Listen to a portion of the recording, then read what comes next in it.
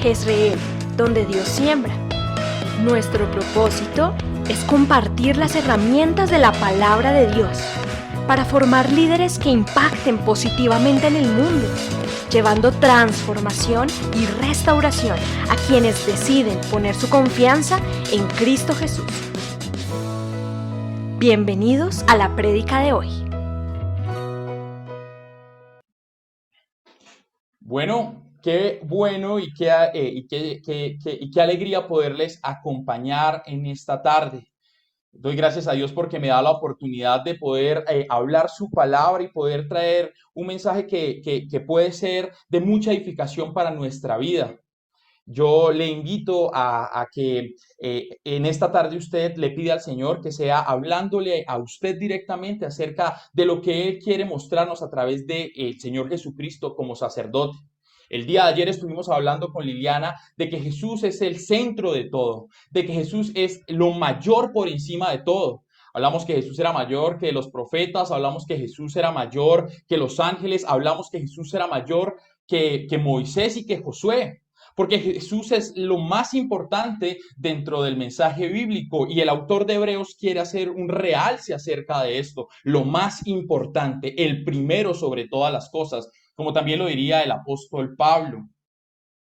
Y esto tiene mucho que ver, porque en esta semana mayor tenemos que exaltar al que es mayor que todos.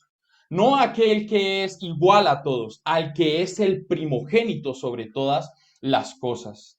Así que qué bueno es recordar esto, porque el día de ayer Liliana nos motivaba a esto, a definitivamente poner a Jesús como el centro de toda nuestra vida y todo nuestro ser, y que efectivamente todo lo que el autor de Hebreos nos invita a entender acerca de Jesús como ese centro, esa grandeza y esa magnificencia, nosotros nos apropiemos de ella.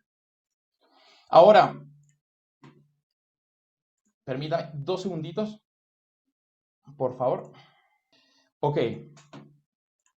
Entonces, veníamos hablando, perdón, de Jesús como el principal, ¿verdad?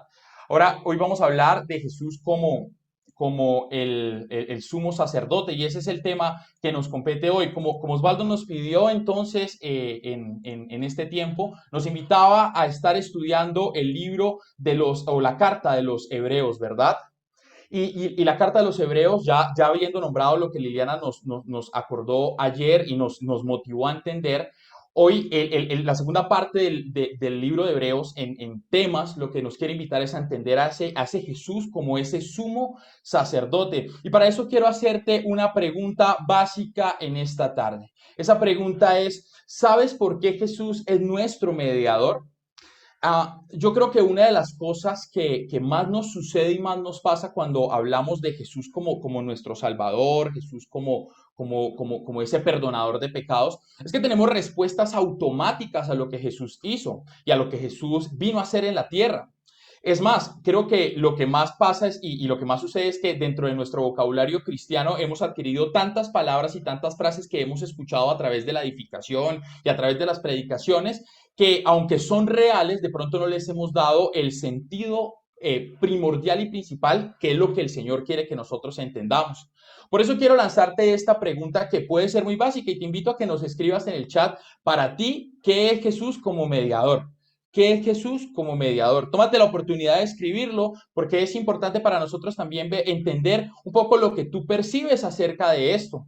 Mira, Hebreos 8 en el capítulo 6 y Hebreos 9 en el capítulo 15 hacen referencia de Jesús como el mediador, y es que no podríamos hablar de Jesús como sumo sacerdote si primero no lo vemos como mediador, si primero no lo vemos como el mediador de nosotros. Mientras que vas analizando esta respuesta, quiero presentarte algunos mediadores. Mira, estos pueden de pronto ser mediadores conocidos para ti: reyes, profetas, jueces, nazareos y sacerdotes. ¿Quiénes eran los mediadores?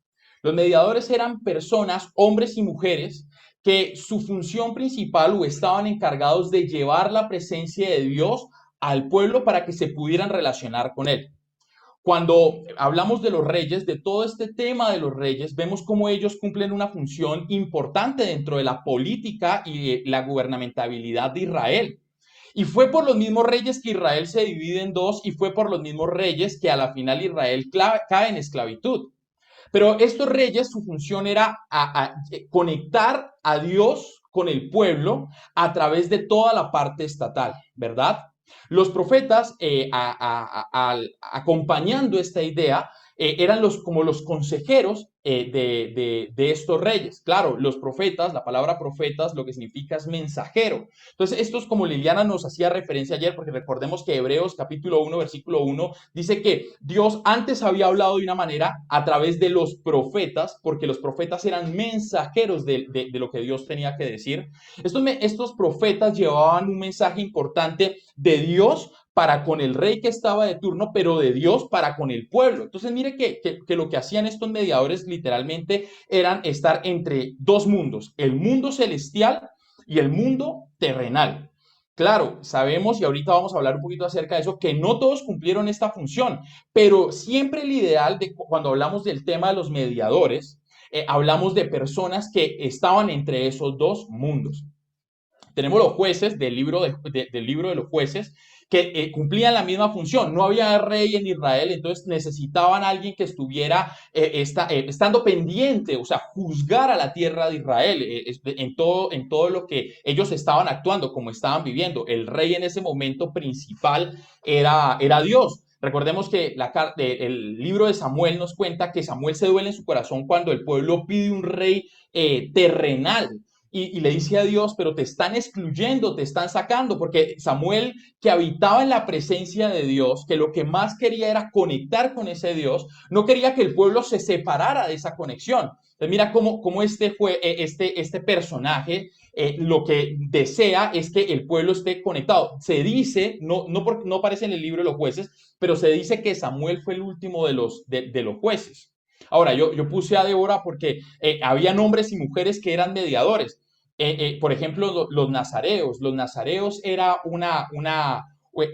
un tipo de mediador que lo que hacía era que ellos tomaban, o para volverse nazareo, no eran escogidos por Dios, sino que ellos tomaban la decisión de apartarse. La palabra nazareo significa apartado. Tiene que ver mucho con la palabra santo en el idioma original.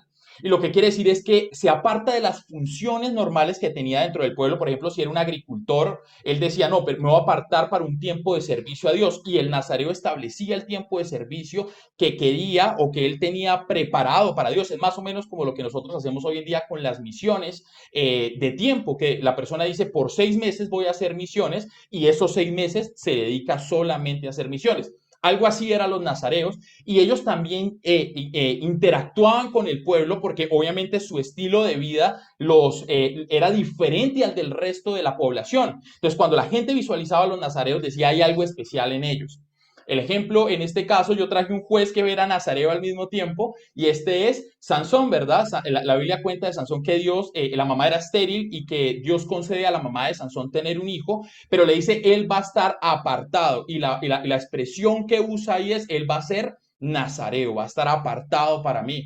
Sabemos también y entendemos que Sansón, perdón, al final de sus días fue que actuó como ese nazareo, que el pelo le vuelve a crecer y todo recobra su fuerza y cumple su misión como juez.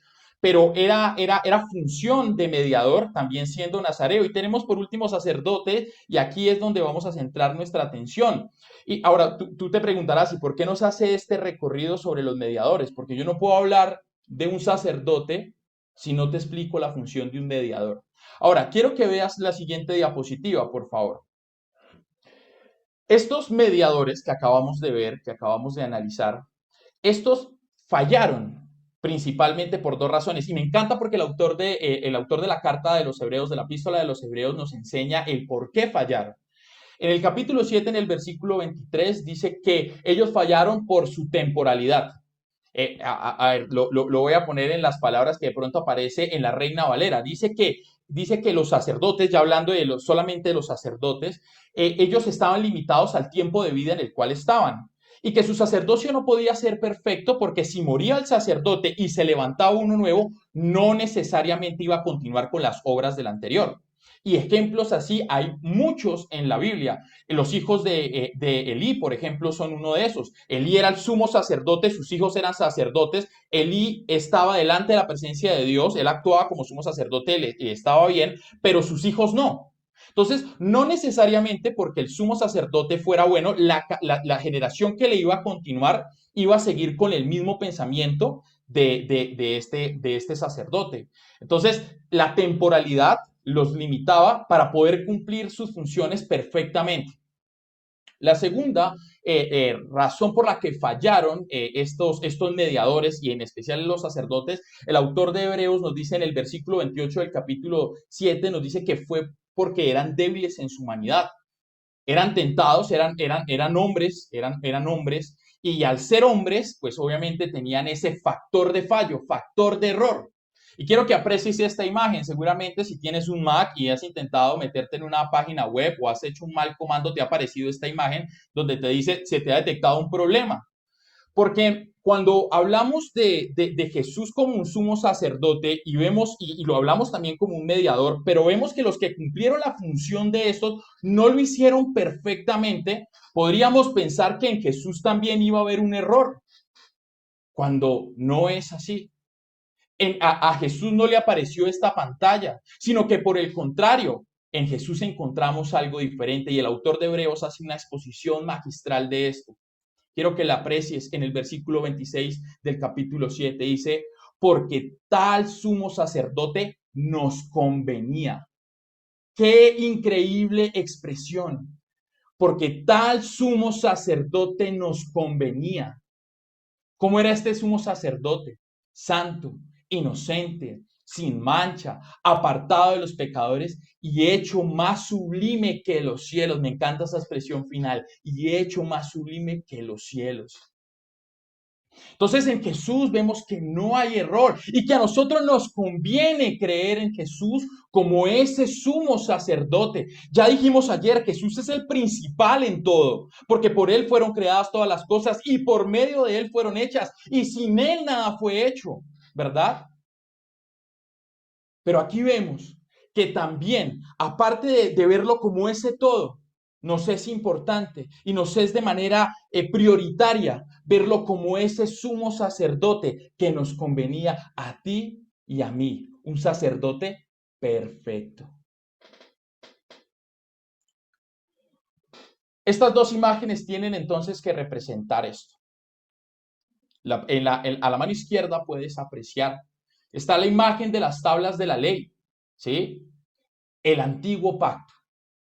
Y al otro lado tienes la cruz de Jesús, que representa el nuevo pacto. Y es que el que escribió la carta de los Hebreos nos explica que era necesario generar un nuevo pacto para que los que entraran dentro de ese nuevo pacto vivieran de acuerdo a ese nuevo pacto.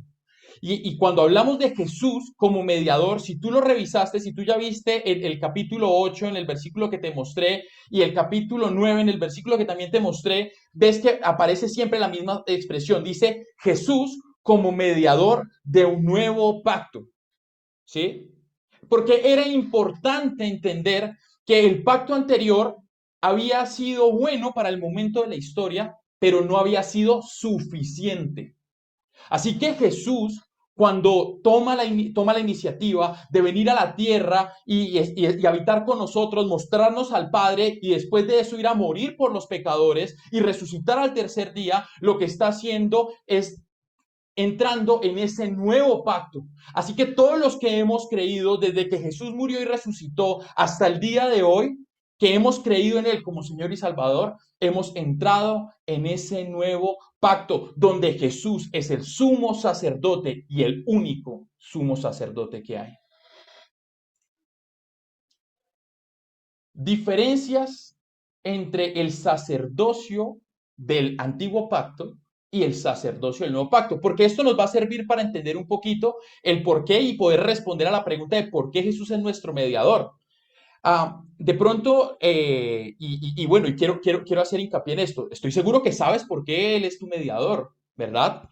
Pero me gustaría darte una profundidad un poquito más interesante acerca de esto. Que no te quedes solamente con el concepto que es importante de entender que Jesús es el salvador de tus pecados y que te salvó de una condenación eterna. Sí, eso es principal.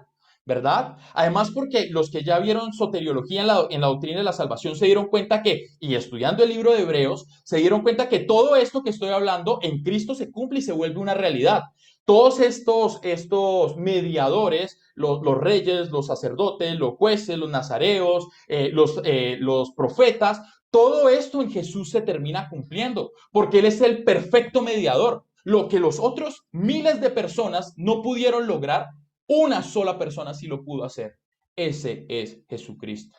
Entonces, para poder entender esta parte y poder ver a Jesús como ese sacerdote perfecto y ese mediador entre nosotros y Dios, es necesario hacer un paralelo entre cómo fue el sacerdocio del Antiguo Testamento y cómo es el sacerdocio en Jesús como sumo sacerdote y único. Lo primero entonces que se encuentra son las diferencias del lugar. Del lugar. Y de pronto, tú lo sabes, los sacrificios se ejercían en algo llamado tabernáculo, luego se vino a generar en algo llamado templo. Pero el autor de Hebreos nos habla solamente del tabernáculo, solo se limita al tabernáculo.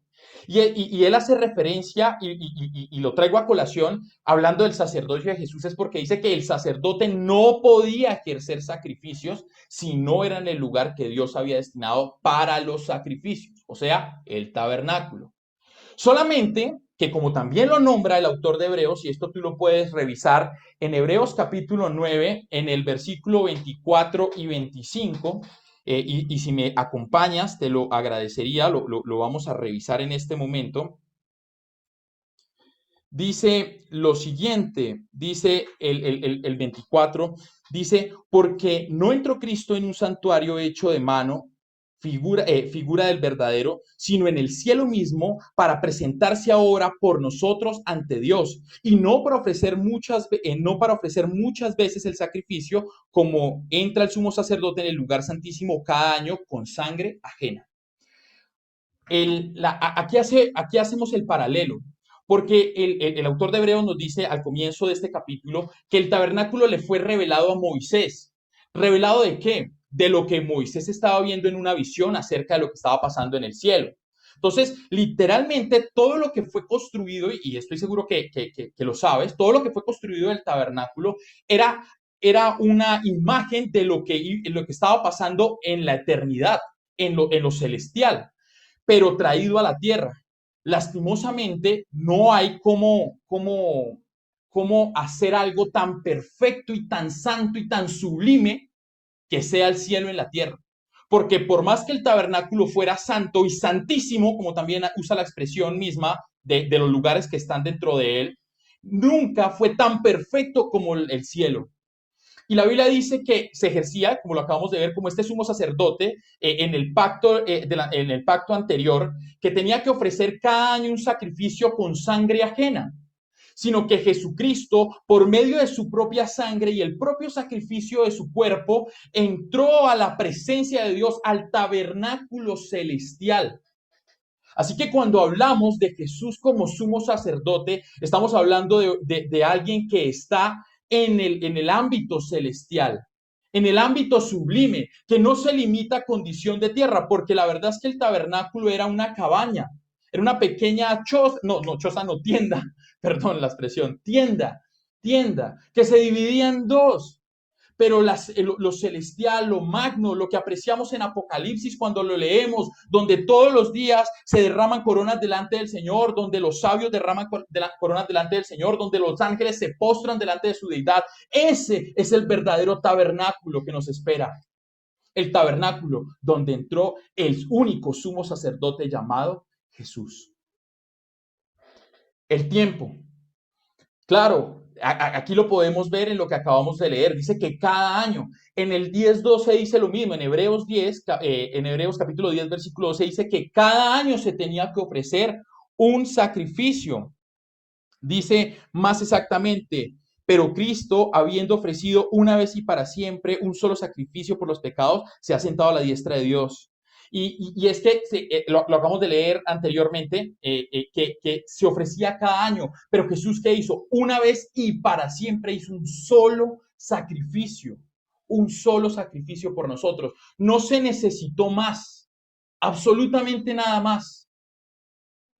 Jesucristo cumplió con el sacrificio perfecto. Entonces, el tiempo en el Antiguo Testamento era cada año. Cada año tenía que pedirse perdón por el pecado que se había cometido de todo el año de un pueblo. Pero Jesucristo en él llevó el pecado de toda la humanidad y la temporalidad en él no existe, pues el pacto que él firmó en la cruz fue eternamente y para siempre. No hay temporalidad en él. Tipo de ofrenda. En el capítulo 9, el autor de la carta a los Hebreos dice que se tenía que derramar sangre de machos cabríos, de bueyes, en realidad de varios animales, para poder satisfacer la demanda del pecado, ¿verdad? Y que él se tenía que, aparte de llevar esta sangre, tenía que bañarse en esta sangre. Pero era de animales externos, cuando Jesucristo con su propia sangre llevó el sacrificio. Mira lo que dice el versículo 14 y que a mí personalmente me impactó muchísimo, lo tengo resaltado rojo en mi Biblia. Dice, cuánto más la sangre de Cristo, Espíritu eterno, se ofreció a sí mismo sin mancha a Dios, limpiará vuestras conciencias de obras muertas para que sirváis al Dios vivo. La sangre de Jesús fue suficiente. Cada año se tenía que repartir la sangre de los diferentes animales que se mataban para saciar la condena por el pecado y que Dios no tomara consecuencias por lo que el pueblo había hecho. Pero la Biblia dice que en Jesús, la sangre perfecta de Jesús, sin mancha, de un cordero sin mancha, sacrificado por el sumo sacerdote, que es el mismo Jesús, porque él toma la decisión. Me encanta cómo empieza diciendo que él toma la decisión de entregarse a sí mismo, porque él era el sumo sacerdote que tenía que firmar ese pacto, y por eso puse la imagen de Jesús en esta imagen. No de sangre, no de nada, la sangre, la cara de Jesús, porque cuando tú observes, yo sé que no es el Jesús que aparece en la Biblia, es alguien que protagonizó alguna película o video de Jesús, pero quiero que solamente lo pienses cuando lo veas, y digas, es que en Jesús se cumplió absolutamente todo lo que tenía que cumplirse para satisfacer la demanda por mi pecado. Y él como sumo sacerdote y como ofrenda se entregó, porque entregó su propia sangre y se bañó en ella misma por el perdón de los pecados. La normativa, y aquí hacemos un paralelo demasiado importante. La normativa era porque el autor de Hebreos también lo dice en el capítulo 9, dice que los levitas estaban sometidos a lo que la ley de Moisés había dicho. Todo, y esto está pensado en la parte de Éxodo, Números, Levítico y Deuteronomio.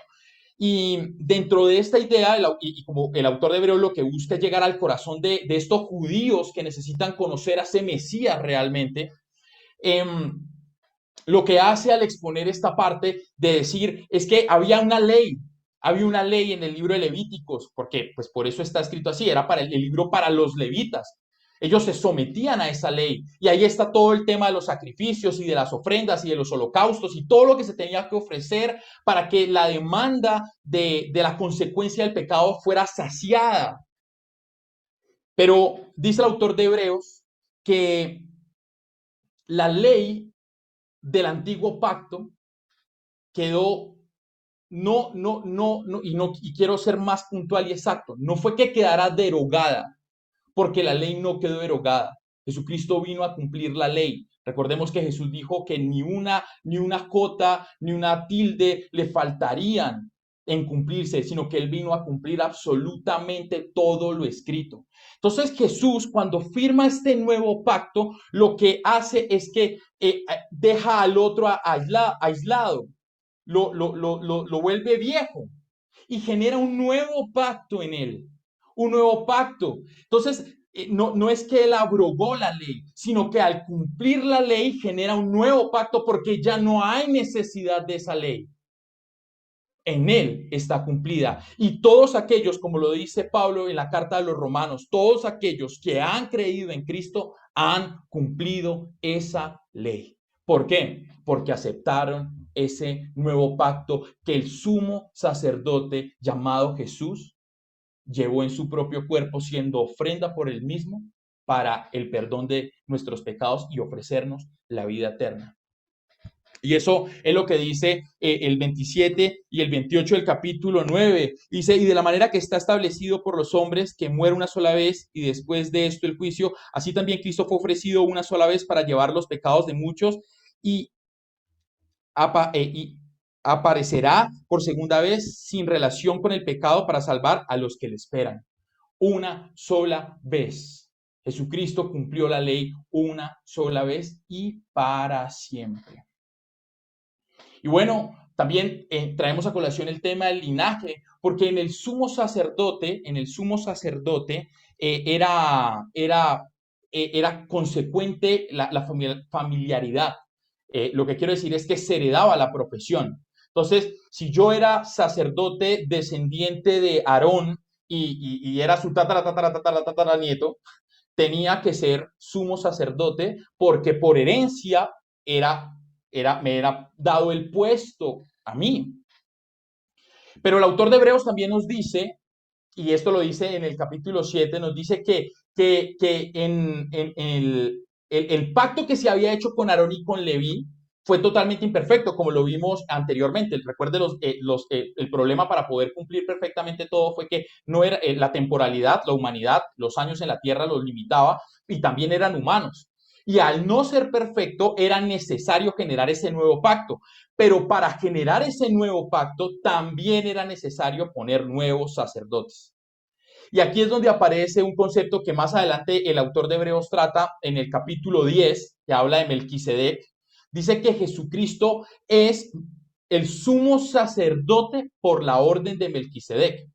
¿Quién fue Melquisedec? Recordemos, Génesis, Abraham. Abraham viene de una batalla y trae con él unos premios. El autor de Hebreos también lo dice y seguramente si usted se leyó intencionalmente como nos pidieron el libro de la carta de los Hebreos, pues usted se encontró con esa parte que dice que Abraham entregó sus diezmos a este rey de Salem, y dándole y ofreciéndole esto a este sacerdote rey, pues obviamente cumplía la ley y se sentía satisfecho. Es más, hay una parte dentro de este capítulo que dice que aún Leví cumplió la ley al haber entregado los diezmos a este llamado Melquisedec, pues todavía estaba dentro de los lomos, para no usar una expresión morbosa, dentro de los lomos de su padre Abraham, o sea, de su tatarabuelo.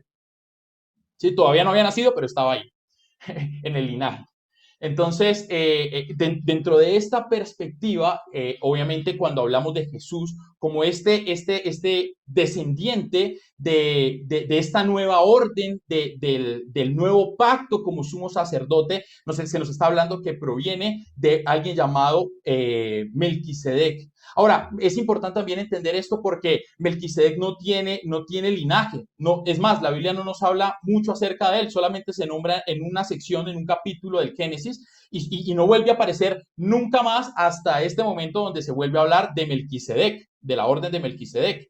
Y esto es muy chévere porque el autor de Hebreos dice que era importante esto porque al no tener un linaje y al no tener una descendencia, pues era perfecto y que por eso a Jesús se le considera dentro del mismo, porque Jesús no tuvo descendencia y él asumió el mismo rol al igual que Melquisedec. Melquisedec vino a ser sombra de lo que iba a ser Jesús en su tiempo presente, en el momento que Jesús iba a venir a la tierra.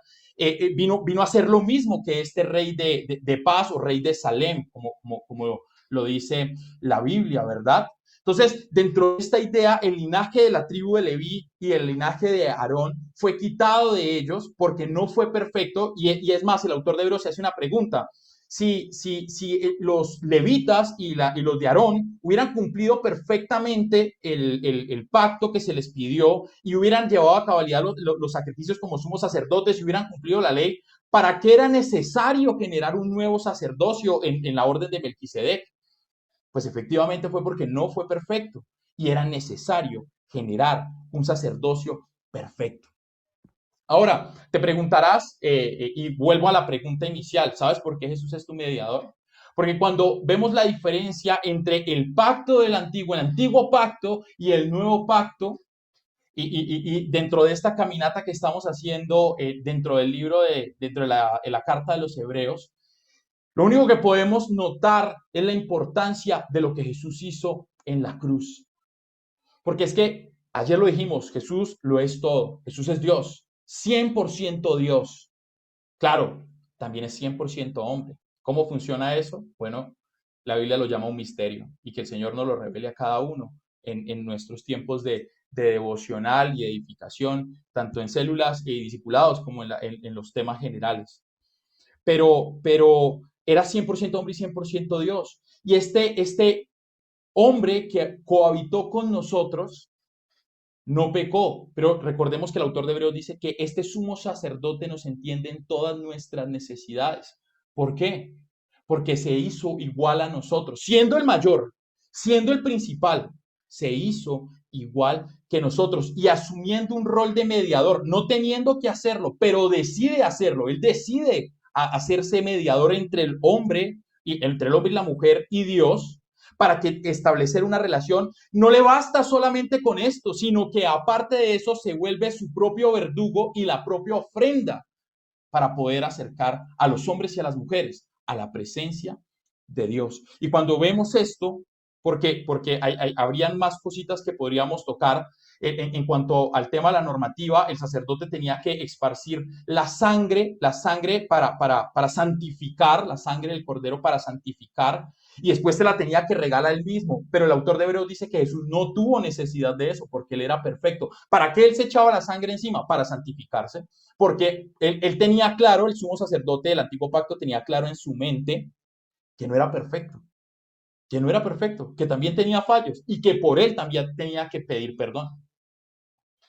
Otra cosa dentro de esto dentro de esto de la normativa, el autor de Hebreos nombra el hecho de que había un cordero, dentro del sacrificio, el sacrificio se dividía en dos, seguro los de soteriología lo recordarán, el sacrificio se dividía en dos, había un cordero que se enviaba a morir al desierto y otro que era sacrificado dentro del tabernáculo, esto haciendo expresión a que el sumo sacerdote ponía las manos delante de este cordero y este cordero llevaba todo el pecado del pueblo de Israel durante un año, lo llevaba e iba a morir al desierto, y eso era una manera de decir el pecado se ha ido.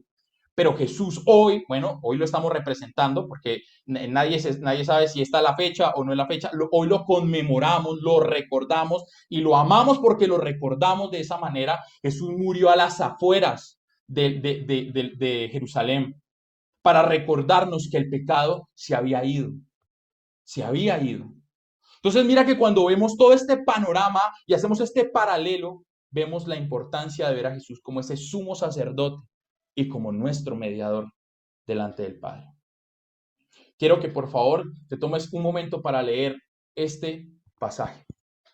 Hebreos 10, del versículo 19 al 23a.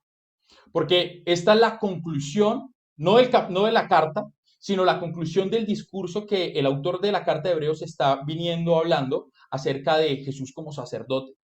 Y lo traje porque es necesario que nos apropiemos de lo que dice esta sección final.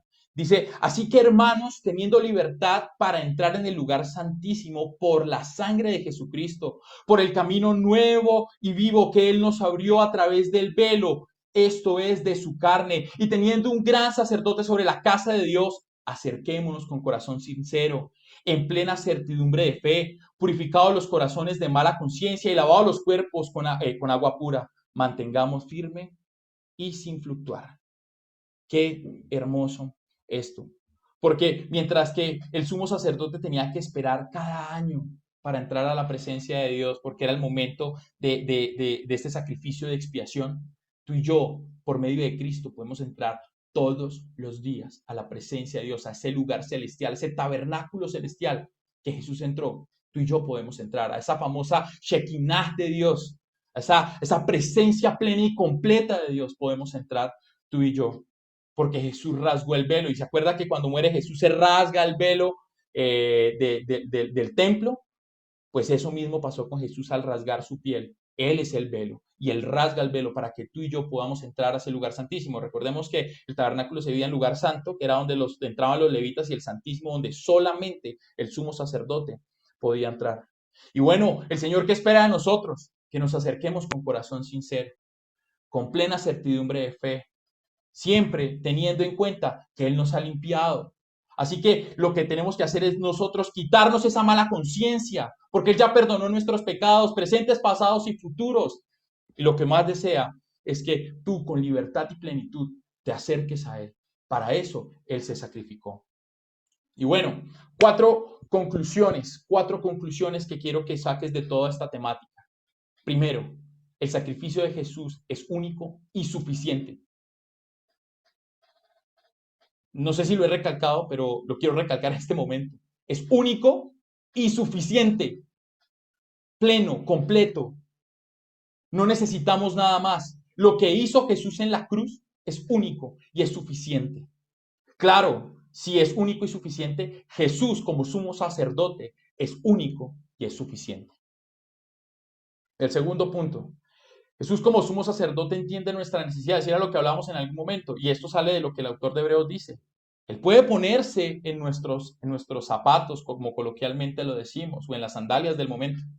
Puede ponerse en la persona, porque Él vivió lo que es ser tentado. Él era el sumo sacerdote, Él es el mayor de todos, como ya lo vimos, pero sufrió tentación como un mortal cualquiera. Pero la ventaja que tenemos es que Él no pecó. Así que todos aquellos que ponemos la mirada en Jesús, en ese único y pleno y completo sacerdote, lo único que podemos entender es que nos entiende nuestras necesidades, sabe lo que sufrimos. Es más, en el capítulo 2, en el versículo 3, dice que a Jesús por eso no le importó llevar la cruz, montarse en tanto sufrimiento, ¿sí? Porque él padeció, y por lo que padeció obedeció, y por lo que obedeció se volvió ese mediador, ¿verdad? Eso lo dice en el capítulo 4 de la carta de los Hebreos. Entonces, lo que quiero decir con esto es que Él nos entiende, Él sabe lo que sufrimos. Así que si estás pasando un momento de angustia, si estás pasando un momento de dolor, recuérdalo hoy Viernes Santo, que conmemoramos la muerte de Jesús. Él te entiende y Él llevó tus dolores, tus sufrimientos, tus tristezas en la cruz para que tú vivas en plenitud de gozo.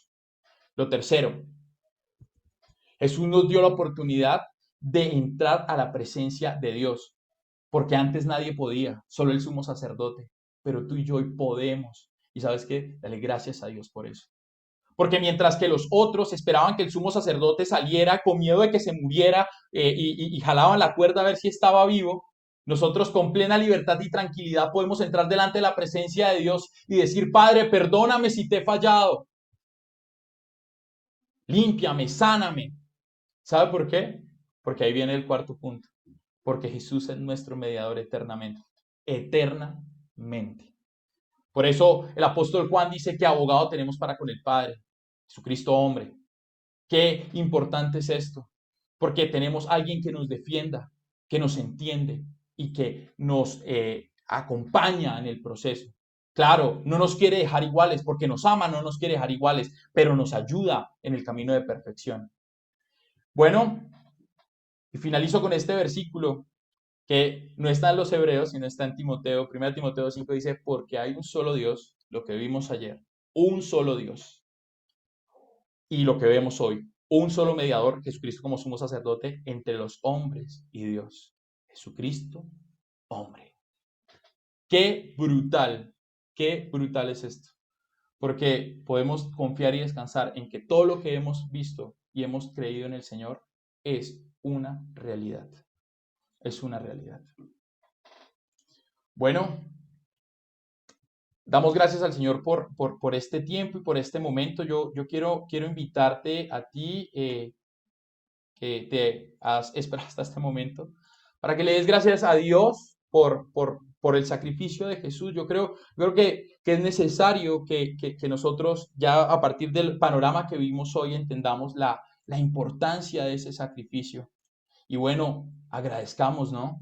Agradezcamos. Si usted me ha oído, he dicho muchas veces, hay que dar gracias por eso. Hay que dar gracias por eso. Pero antes quiero invitarte a escuchar la siguiente canción. Esta canción es Jesucristo basta. Jesucristo es lo único que tú y yo necesitamos, lo único que nuestras familias necesitan, lo único que nuestras empresas necesitan, lo único que este mundo necesita. Y hoy que conmemoramos la muerte de Jesús, también debe ser la motivación para ti y para mí de llevar el evangelio de ese Jesús que fue a morir por ti y por mí, por el perdón de nuestros pecados. Porque hay otros que también tienen la oportunidad, solo que no han escuchado, que tienen esa oportunidad de ver a Jesús como su sumo sacerdote. Cantemos esta canción y cerramos este tiempo con una pequeña oración.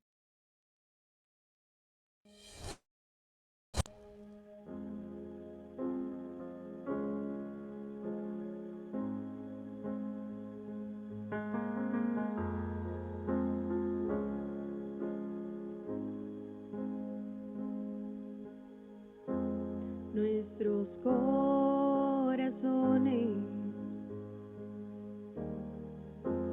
insaciables son hasta que conocen a su Salvador.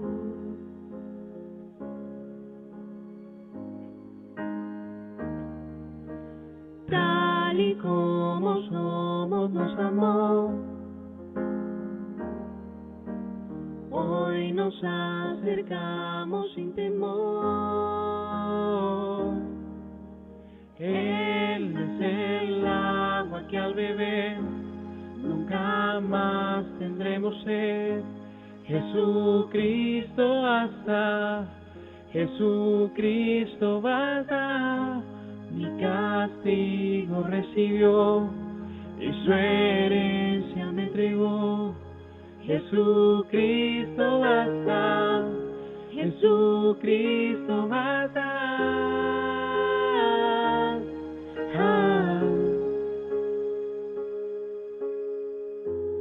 Fuimos alcanzados por su gran amor, con brazos abiertos nos recibe hoy.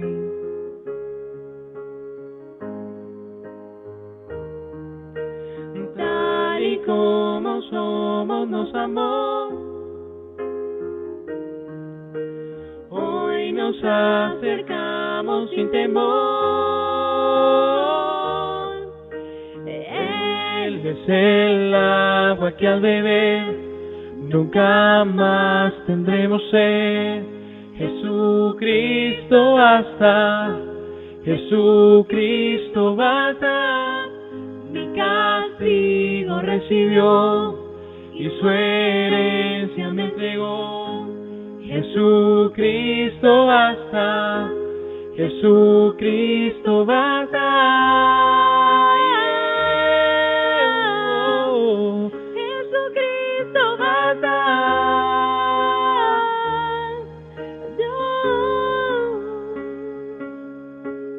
Tal y como somos nos amó, hoy nos acercamos sin temor, sin temor. Tal y como somos nos amó, hoy nos acercamos sin temor. Él es el agua que al beber nunca más tendremos. Así es, Señor, ese eres tú, único y suficiente, aquel que nos amó desde la eternidad y hasta la eternidad, aquel que preparó obras de antemano perfectas para que andemos en ellas, aquel que nos llamó hijos y coherederos juntamente con Cristo, aquel que nos dio un linaje, aquel que nos dio un real sacerdocio. Pero todo esto lo hiciste, Señor, para que cumpliéramos lo mismo que tú hiciste en la cruz, Señor. Y era llevar a otros a cuán grande y cuán buena salvación. Y eso, Señor, para nosotros es lo principal. Como Senfol, Señor, y en especial como Jezreel, queremos ayudar a cumplir la gran comisión en nuestra generación, Señor. En este momento histórico que nos ha tocado, como tú lo hiciste, Señor, hace 2000 y tantos de años. Nosotros queremos tomar esa misma posta, entendiendo todo lo que hiciste como sacerdote, como ofrenda por el pecado de nosotros, ofreciéndonos esta salvación. Que no sea motivo de conformismo, Señor, sino que por el contrario, sea motivo de desafío, Señor, porque hoy conmemoramos tu muerte, pero la conmemoramos, Señor, porque ella nos da vida y vida eterna a nosotros y a todos aquellos que han decidido poner su confianza en Cristo Jesús.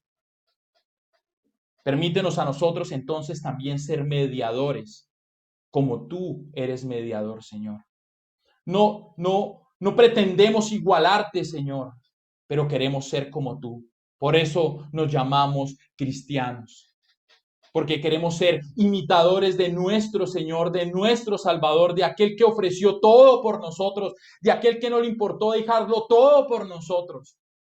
Que así mismo sea la motivación de nuestra vida, Señor, el darnos por completo por una humanidad que te necesita, como tú algún día nos buscaste, nos salvaste para tu gloria y para tu honra. Gracias por lo que hiciste en la cruz. Te amamos, Señor. Y yo le invito a que usted se lo diga en este momento. Te amo, Señor. Y te amo porque me amaste tú primero, porque elegiste la cruz por encima de mí. Porque yo no merezco tanto amor, pero tú decidiste amarme y lo demostraste en esa cruz. Donde nadie me amaba, tú sí me amaste y me diste gloria y me diste nombre y me diste herencia y me diste familia y me diste todo lo que necesito, Señor. Por eso este día para los cristianos es de suma importancia, porque nos recuerdas esto, Señor. Te alabamos, te bendecimos y te glorificamos en el nombre de Jesús. Amén.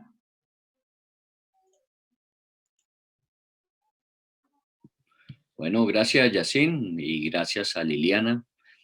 Mañana estaremos cerrando este tiempo de reflexión sobre lo que es Semana Santa.